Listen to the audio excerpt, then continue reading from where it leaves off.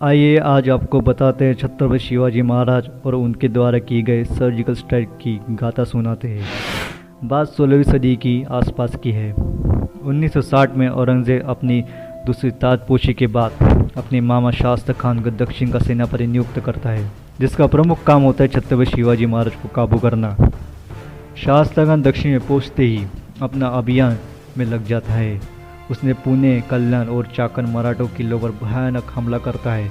इस युद्ध के बाद 1661-1663 तक अगले 3 सालों तक शिवाजी महाराज के विरुद्ध काफ़ी सेनाएं भेजता है, जिनमें से कुछ तो शिवाजी महाराज पछाड़ देते और कुछ फौजें जीत जाती थी तो नगर में काफ़ी तबाही मचा देती थी।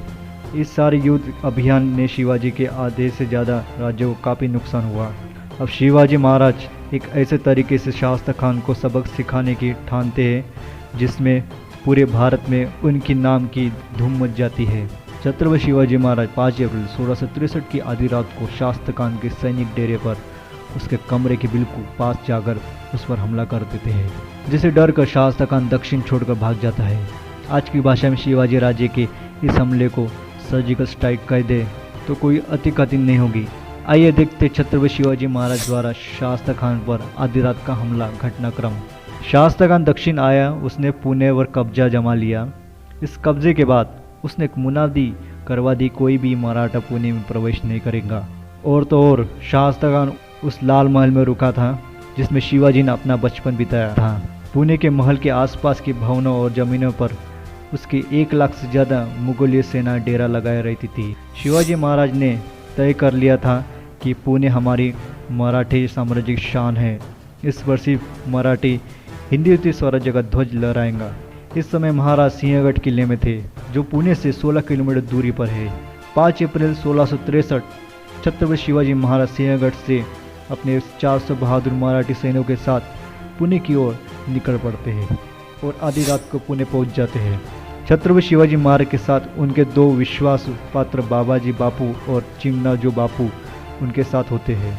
मुगल डेरे के दरवाजे पर जब मुगल सैनिक उन्हें रोकते हैं तो उन्हें कहते हैं कि वो मुगलों की दक्षिण फौज की सिपाही है और अपनी नियुक्ति के संबंध में आज्ञा लेने जा रहे हैं। डेरे में पहुंचने के बाद एक सुनसान कोने में कुछ देर रुकने के बाद आधी रात को महाराज शिवाजी राजे के मावले घोरपट के सहारे शास्त्र खान के महल के पास पहुंच गई। इस महल में शिवाजी ने अपना सारा बचपन बिताया था और वो इसके कोने कोने से अच्छी तरह वाकिफ थे। किले की छत पर चढ़कर महाराज ने देखा कि शास्त्र खान के कई सारे नौकर अच्छी तरह से खा पीकर सोए हुए थे। जो कुछ जग रहे थे तो उन्हें मराठे ने बिना शोर शराबे के परलोक भेज दिया। अब छत्रपति शिवाजी महाराज अपने सैनिकों को साथ उसी जगह पहुंच गए जहां से आगे शास्त्र खान का हरम था और हरम के आगे उसका कमरा था। उन्हें दोनों के बीच आने जाने के लिए एक छोटा सा दरवाज़ा था, जिसे गारे और ईंटों के बंद कर दिया गया था। मराठा सैनिकों ने इस गारे और ईंटों के निकालना शुरू कर दिया और दरवाजे में एक बड़ा सा छेद बना दिया गया जिसमें एक आदमी आसानी से निकल सकता था। सबसे पहले छत्रपति महाराज के साथ उनके सहयोगी चिमनाजी बापू हरम दाखिल हुए और फिर अन्य 200 मराठा सैनिक शिवाजी महाराज जल्दी उस कमरे तक पहुंच गए जिसमें शास्त्र खान सो रहा था।